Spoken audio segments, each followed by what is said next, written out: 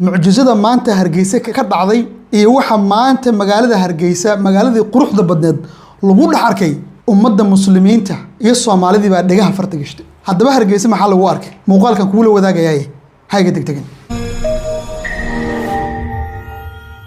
Assalaamu alaykum wa rahmatullahi wa barakatuh wa idin salaamaya guud ahaan shacabka Soomaaliyeed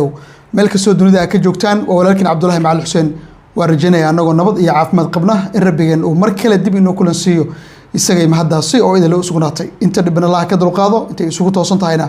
Allah u barakeeyo nabigeena kaleey salaatu wasalaamna aan ku wada salino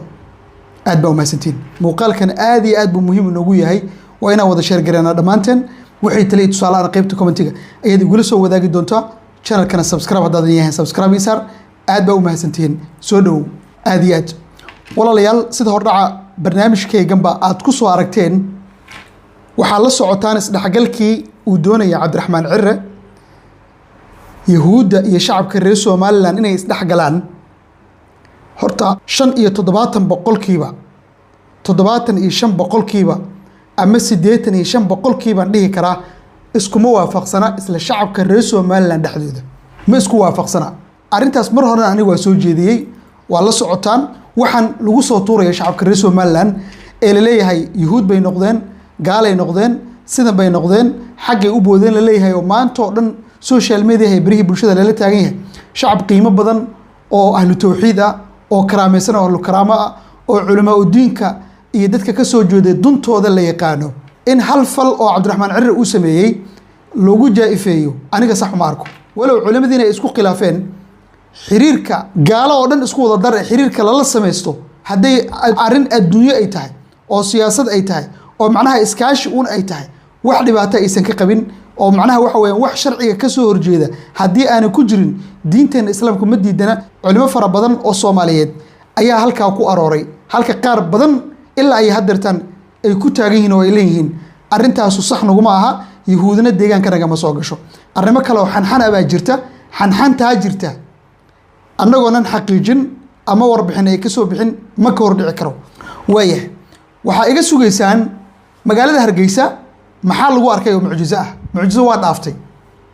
maanta ninkii gacan ku dhiglaha ahaa ee gacmaha dhiiga lahaa ee aad aragteen shacabka Falastiiniyiinta ee masaakiinta aan nooc u galay sakadahoodii iyo deegaanadii ay deganaayeen dhulka la samay ilaa ay hadartaan dad lala yahay nolol iyo geeri meel ay ku maqan yihiin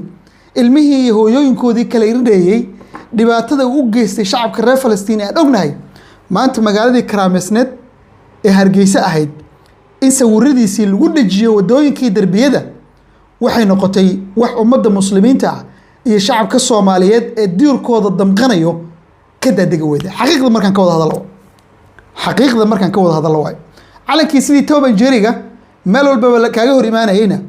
meel kasta oo magaalada Hargeysa ah ilaa ay wadada airportka ka imaado ilaa magaalada ka soo gasho in calamadii iyo sawiradii yahuudkii horjoogaha ahaa iyo mas'uuliyiin kale oo yahuud ah laga taago ummadda Soomaaliyeed iyo dadka kale ee muslimiinta ah way u cuntay weyday xaqiiqatan way u cuntay weyday war annaga iska daa dad muslimiina iska daa oo waliba dunta Soomaaliyeed meeshii ay ka soo unkantay ah iska daa wadamada reer galbeedkan xitaa laga ogoleen dabaaldegyada noocaas oo kala in yahuud loo sameeyo iska daa ilaahay baa idinku dhaariyay waxyaalaha mucjisaadka waxa kamid ah bal fiiri ninka odayga oo sawirkiisu idin muuqdo familkiisii asaga iyo caruurtiisii baa dhamaantood waxay ku soo wada labisteen calankii yahuuda ay ku soo wada labisteen ayadoo ay ka dhigan tahay buu yiri ninka odayga ay caruurta dhalay in ay tahay dabaaldeg iyo farxad lagu dabaaldegayo maadaama yahuud ay aqoonsatay Somaliland inay tahay dawlad ka madax banaan Soomaaliya intaada kale aqoonsatayba maxay tahay laakiin dhibka inta leeg maxaa waxa la leeyahay shacabka reer Somaliland waxay leeyihiin maxay tahay buuqa inta leeg jaamacadda dawlad carabi maxay u qaylinayaan wadamada islaamku maxay la qaylinayaan wadamada islaamku maxay u qaylinayaan wadamada khaliijku maxay la qaylinayaan maxay saan u sameynayaan war waxan baa la arkayaa waxan oo calama la arkayaa oo Tom and Jerry oo kale meel ka soo saa u gashay kaaga hor imaanay ala arkaya ilaahay baa ku dhaariyay ninka ilmaha yaryarka ay 8 jirada ah markii lagu barbaariyo calan yahuudeed markii lagu barbaariyo maxaa ka sugaysaa bay kula tahay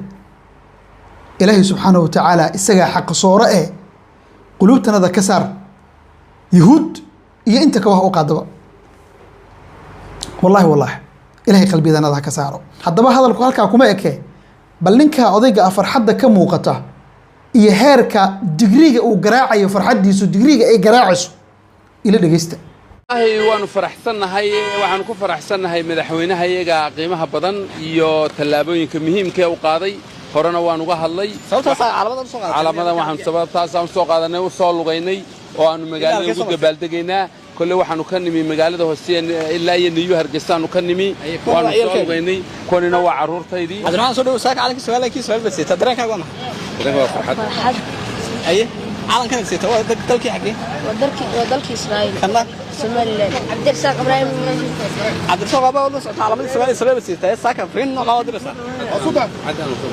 farxadan ka qaybgalay abayba bilaa camalayno camal shaqo siiyo saaka calanka yahuudda sababta loo soo qaatay wax kale ma aha waxaa la doonayaa cirri in laga farxiyo si odaygaas oo bilaa camal oo bilaa shaqo ah macnaha oo baagamuundo ah uu shaqo uga helo taa marka waxay ku tusinaysaa in xaggan sare uun ay tahay ee gudaha aysan ka jirin laakiin waa mid ka mid a mucjizooyinka maanta dunida ka dhacay oo adduunka ay la yaaban yihiin ya maca annahu muslimuun baa lagu leeyahay dad soomaaliyeed oo muslimiin ah miya nooca u dhaqma carabtii way ka daadegi la-dahay carab kastood ka hor imaada wuxuu ku leeyahay adig ma soomaali baa tahay haa soomaalideed tahay hadda sheekada markii hore soomaalidu way kala duwaneed oo soomaaliyadaas iyo soomaali jabuuti baa la dhihi jiray moogtahay laakiin hadda carabtii laftirkeeda waa fahantay anta min weyn hadday ku dhahaan oo aad dhahda aniga soomaali baan ahay soomaalidee bay ku dhahayaan ay kusii weydiinayaan macnaha waxay rabaan inay ogaadaan somaliland inaad kasoo jeediyo in kale macnaha gobol ahaan dee iqliimka inaad kasoo jeediyo in kale ay rabaan inay ogaadaan soomaalidee tahay mar aniga soomaali ma aqaani soomaali baan ah markaasay kusii weydiinayaan oo leeyihiin maxay tahay mushkiladii intaa la eg dad soomaaliyeed oo calan yahuudeed ku huwan markaan saas ku leeyahay micnaheedu ma aha carabtu inaysan xiriir la lahayn micnaheedu ma aha dowladaha carabtu inaysan yahuudda la leefin micnaheedu ma aha in yahuudda ay 24 saac telefoon kula hadlaan oo caawa dhan ay u calaacalayaan maalintiina ay tvda ka hadlaan micnaheedu ma aha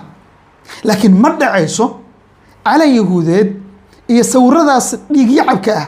ninka odayga ee gacmaha dhiibka ku leh ee horjoogaha maamulka yahuudda iyo kuwa isaga la midka ah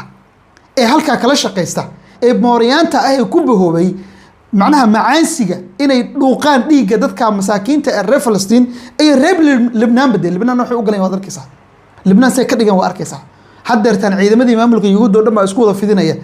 deegaanada Libnaan shacabkii baa looga degay oo la leeyahay guura meeshan ka baxa dad noocaas u caadaystay inay dhiig dad masaakiina ay dhuuqaan inaan annagana gacal ka dhigano oo magaaladii calamadoodu ay nooca uga lushaan iyo sawiradoodu way noo cuntami weyday waa naga daadegi weyday xaqiiqatan wallahi waa naga daadegi weyday ilaahay baa subxaanahu watacaala garsoore eh waxaan rajaynaynaa biidnillahi alkariim inuu yahuudda iyo inta daba socotaba hareer naga mariyo dadka reer somalilandna meel kastoo ay joogaan boqolkiiba 85 iskuma raacsana gacalka dhigashada ama soo dhaweynta nimankaa dhigi cabka ee yahuudda ah in deegaanada lagu soo dhaweeyo raalli kama ah waayo waxaa la ogyahay caaqibadooda la ogyahay caaqiba xumada ka soo socotaa la ogyahay yahuud meesha ay faraha la soo gasho inaysan nabad ku joogan oo gacmuhu cuncunayaan bay ogyihiin dadku caqligu inuu shaqeeya la rabaa war cabdiraxmaan cirre wuu tegey waa sax somaliland inay soomaaliya ka gooday rabtaa allahuma istacaana cabdiraxmaan cirre waxyaalaha uu doorashada iyo kaambeenka kusoo galay bay ka mid ahayd inuu somaliland aqoonsi u raadiyo maamulka ugu horreeyay somaliland aqoonsatay haba noqotaba oo cabdiraxmaan halkaa hala gasho bahasho oo horuu u sheego wuxuu yidhi aqoonsiga somaliland god hadday ila gasho waa ka dabagelaa haddiiba marka aqoonsigii cabdiraxmaan uu raadinayo somaliland u raadinayay yahuud uu la galay in heerka intaa leeg in lala gaaro sax maaha laba arrimood baa haddaba jirta marka labada arrimood jirta waxa waaye midu waa sababta yahuudda loogu tegay oo aqoonsiga looga raadiyey taa mar kalean ka hadlaynaa laakiin tan maadaama calamadan iyo sawiradan nimankaas dhiigyacabka ee mujrimiinta ah ee yahuudda ah meel kasta oo magaaladii quruxda badneed ee Hargeysa ee ahlu sharafka iyo ahlu karaamada ahayd in laga taago calamada noocaas oo kale najaasada ah sababta looga taagay waxa waaye maadaama carabtii buuq badan ay dhalisay oo la leeyahay calanka maxaa loo wataa calanka hal iska dhigo bal walba diblomaasiyadeed calanka hal iska dhigo ku xumeen ay ku xumeynayaan calanka meelaha looga suray iyo sawirada nimanka dhigi cabiyaasha ah ayaa halka looga suray haddaba waxaa soo hadlay mid ka mid ah culimadiinka Soomaaliyeed ee reer Somaliland ah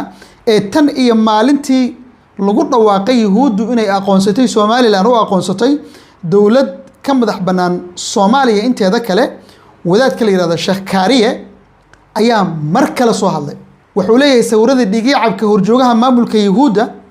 ee la suray jidadka Hargeysa waa godob laga galay islaamka muslimiinta iyo walaaladii lagu xasuuqay marinka Gaza lagu xasuuqay ayay xadgudub ku tahay buu leeyahay marka arinta maanta dhacday arin la sugayay horta ma ahan wallahi arin la sugayay sidaanan aniga u sugu jirin awal aniga siyaasadda Cabdiraxmaan Ciro dadka taageersan baan ku jiray siyaasad aan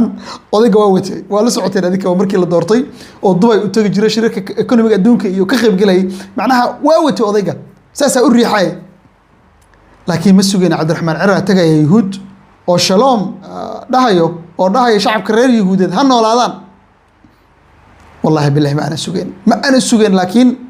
qadar Allah wa ma shaa fa'al way dhacdo wartan way ugu dhacday ugu qaata kasoo gudub oo ma sugaynin bombolinta inta leeg magaalada Hargeysa inay ka dhacayso magaaladii quruxda badneed magaalada Hargeysa aniga abaal badan oo haya ma fahanti in calanka yahuuda iyo niman gacan ku dhiglayaal ah oo dhuuqay dhiiga ummadda muslimiinta ee masaakiinta ah in sawiradoodii laga suro wadooyinka waaweyn ee magaalada Hargeysa wallahi ay u cuntan ma weyday ayadoo leeyahay soo dhaweyn madaxweynaha loo sameeyay darteed ayaa loo sameeyay qadar Allah wa ma shaa fa'al waraad baa uma hasantiin muuqaalkaas baan doonayay inaan idin la wadaago imaatinka Cabdiraxmaan Ciro iyo wixii ka soo kordho ee qaabkay wax u dhacaan iyo soo dhaweynta wixii halka ka dhaca muuqaalada xigan ku wada wadaagi doonaa intaan silsilad gaari doono cafi masaamax wa salaamu calaykum wa rahmatullahi wa barakaatuh